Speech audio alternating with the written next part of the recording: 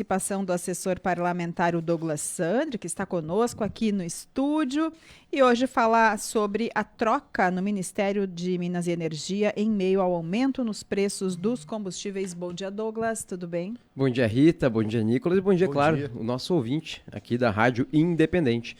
Pois é, começamos o dia hoje, bem cedinho, a notícia de que havia uma troca, né, no Ministério de Minas e Energia. O ministro Bento Albuquerque foi trocado por Adolfo Saxida. Uma troca inesperada no momento em que o presidente Jair Bolsonaro vinha atacando fortemente a Petrobras. E é curioso, né, porque é ele quem nomeia o próprio presidente da Petrobras, mas mantém a independência da instituição. E é tão independente hoje que ele é capaz de atacar a própria Petrobras, né, e a política de preços e a política de lucros da Petrobras, inclusive dizendo que isso quem ganha são os investidores internacionais da companhia. Um comportamento bem inusitado. Aí, quando se troca o ministro de Minas e Energia, se imaginava, poxa, vai trocar para alguém que vai fazer uma intervenção na Petrobras. Aí não, o Adolfo Saxida, eu conheço o Adolfo Saxida. Adolfo Saxida é um pesquisador, um economista liberal de muito tempo que defende a não intervenção e já fez vários estudos no âmbito econômico com políticas ortodoxas, não heterodoxas. O que são políticas ortodoxas, né? Ortodoxas são aquelas políticas de não intervir no mercado, deixar que o mercado se regule, né? E ao invés de ficar fazendo intervenções para baixar o preço na marretada, na canetada, e que não, no curto prazo até pode fazer efeito, mas no longo prazo causa uma bagunça econômica muito grande na economia.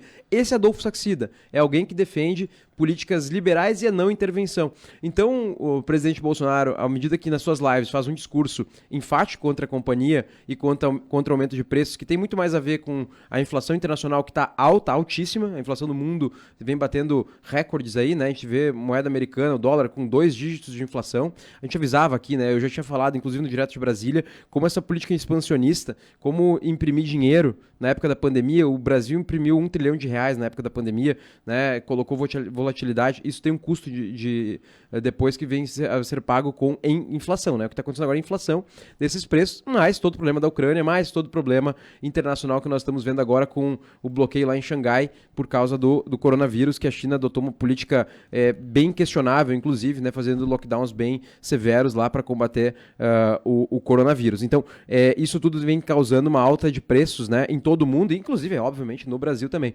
Bolsonaro ataca o aumento de preços da própria Petrobras, que ele indica o presidente, ao mesmo tempo que troca o ministro para um ministro mais liberal e que não defende Adolfo Saxida. Eu posso dizer, eu conheço o Adolfo, eu já tive a oportunidade de conversar com o Adolfo, inclusive lá em Brasília.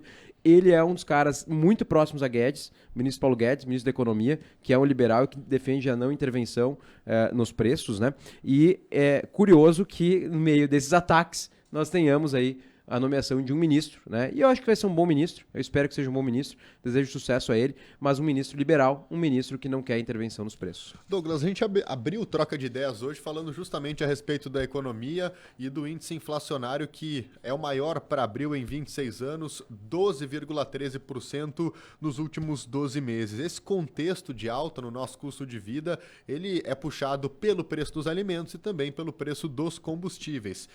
Depois que a gente fez esse comentário, alguns ouvintes participaram conosco. Vou aproveitar para trazer alguns dos recados e ter o teu comentário. Ótimo. A Carla Gerhard de Estrela. Uma pergunta sobre a atual situação que estamos vivendo nesse país. Por que esse governo não fez congelamento de preços? Porque só o salário ficou congelado. Nossa moeda valendo cada vez menos. Isso vai longe, na minha opinião. O Rogério Schneider, ele coloca um trecho aqui da Constituição falando sobre o salário mínimo, dizendo de que o salário mínimo, ele define que deve cobrir todas as necessidades do trabalhador e da sua família, e que isso não está acontecendo nesse momento. Também o nosso ouvinte que se coloca aqui preocupado em relação a tudo isso que está acontecendo. A gente sabe da dificuldade das pessoas, mas é importante para a gente não cair no discurso fácil e populista de que, dependendo do candidato que se eleger, a vida vai melhorar, a gasolina vai baixar, a carne vai baixar, e a gente sabe que a gente tem que olhar o contexto e que eu já falei a respeito disso, acredito que a política de paridade de preços é a medida mais correta a ser adotada do ponto de vista da economia, e o grande problema é justamente a baixa renda do brasileiro, que acaba pesando muito no bolso os alimentos e também o combustível. Perfeito. A Carla está preocupada com a inflação e todos nós estamos, né? Nós estamos vendo corroer o nosso poder de compra, né? Aquela pessoa que podia um pouquinho mais, ela podia fazer uma viagem, ela não está conseguindo.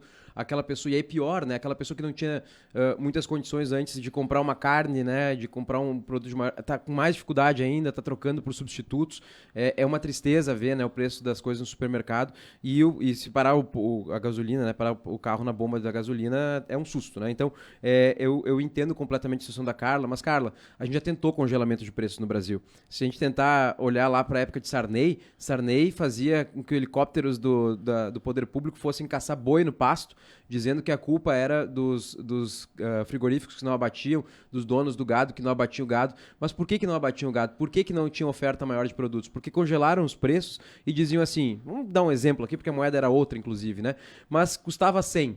Né, o governo obrigava a vender 80. O cara dizia, mas com 80 eu não consigo, não dá lucro, é prejuízo, então eu vou deixar o boi aqui engordando, ver o que acontece, para ver se muda alguma coisa, né? E aí o cara que não consegue vender o gado, o cara não compra ração.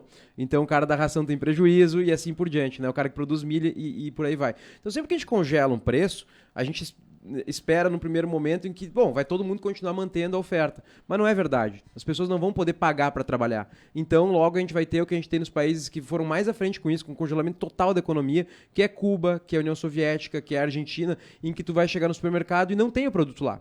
Porque tem um indicador importante no preço que é, olha, pessoal, o produto está mais escasso, tem que produzir mais disso, né? Então, é ruim a inflação, é péssima a inflação, mas se a gente utilizar o mecanismo errado para curar isso, se nós utilizarmos, por exemplo, o congelamento, nós vamos agravar o problema, nós não vamos ter mais nem o que comer no supermercado. Se o preço da carne está alto, depois vai faltar até inclusive feijão e arroz. Quer dizer, então, o congelamento de preço não funciona em lugar nenhum do mundo, né? A gente precisa combater a inflação, e combater a inflação é o seguinte, reduzir o tamanho do governo, reduzir o gasto do governo. Essa é a forma. Por que tem muita inflação no mundo? São dois grandes motivos. Essas medidas econômicas estranhas que estão sendo adotadas como fechamento na China, que é um hub do mundo hoje de produção, a guerra na Ucrânia, que pegou em cheio o trigo no mundo, porque a Ucrânia é um dos maiores fabricantes de trigo do planeta, fabricantes, né? Produtores, né? De trigo, e a Rússia também está com problema do preço dos fertilizantes, porque é um dos grandes exportadores do mundo, como a Bielorrússia, por exemplo, de fertilizantes. Então isso impacta muito. Mas a gente parou por conta dessa guerra, essa questão toda, de lembrar que durante a pandemia, por conta dos fecha-tudo e por conta dos gastos dos governos, a gente desvalorizou a moeda, porque foi emitida muita moeda. E agora está vindo o custo aí. Não tem solução de curto prazo, assim, de amanhã para depois, a não ser tentar alguma coisa como um congelamento, que daria super errado. E é da mesma forma, para o nosso ouvinte que propõe aí a questão constitucional do salário mínimo, né? Escreveram na Constituição lá que o salário mínimo deveria comprar isso e aquilo, né? Só que a gente sabe, não adianta escrever na lei, não adianta escrever na Constituição, porque a gente não consegue, com a lei que o homem é capaz de produzir, revogar a lei da física ou revogar as leis econômicas da oferta e da demanda. Tá? Se a gente quiser aumentar o poder de compra do salário mínimo, a gente precisa fazer as reformas que o país precisa, não vai ser na canetada, não vai ser uma solução fácil. Eu queria poder dizer para a Carla aqui, por exemplo, que tem solução, que tem como um governante qualquer que a gente vai eleger escolher o preço do arroz, mas vai ser com certeza uma tragédia econômica, como a gente já viveu no passado, quando a gente tentou fazer isso várias e várias vezes. Então, infelizmente, a dura realidade é a que eu posso apresentar para ela. E se vier nas eleições um candidato dizer que pode, que é capaz de dizer, que vai setar, que vai congelar, olha, tenha muito cuidado, porque eu tenho certeza que esse tipo de medida econômica pode levar para o buraco que levou economias como a Argentina, a União Soviética, Cuba, enfim, tantas que tentaram o congelamento de preços. A Margarete coloca aqui, até parece que a inflação é só no Brasil. Douglas falou a respeito disso, a inflação é global, inclusive nos Estados Unidos. É global, inclusive, e não é, a gente fala nos Estados Unidos, mas quando a gente fala nos Estados Unidos, a gente está falando da moeda de troca do mundo. É a moeda que é usada em todo o planeta para fazer troca. Quer dizer, a inflação, ela está pegando os Estados Unidos, sim, que é a maior economia, mas o mundo todo por conta disso. Então, o Banco Central Americano errou porque emitiu muita moeda lá também. Quer dizer, a gente está sentindo os efeitos agora dessas medidas que eu falei antes, ortodoxa, heterodoxa, foi uma medida heterodoxa por conta da crise da pandemia, do Covid, etc., que foi tomada. E agora vem o preço, né? E aquele velho fecha tudo, né? Vamos fechar tudo, depois a gente vê a economia, a gente vê depois. A gente está vendo a economia agora. Douglas Sandri, assessor parlamentar, conosco sempre aqui no quadro Direto de Brasília, hoje aqui conosco no estúdio. Muito obrigado pelas informações. A gente segue acompanhando aí esses desdobramentos todos, né, Douglas? Seguimos acompanhando. Eu estou de volta aqui na semana que vem. Você pega a matéria completa em independente.com.br. Me segue na rede social @Douglas Sandri e nos vemos na sexta-feira no Contraponto. Um abraço. Valeu. 11h22, 19 graus e 4 décimos a temperatura.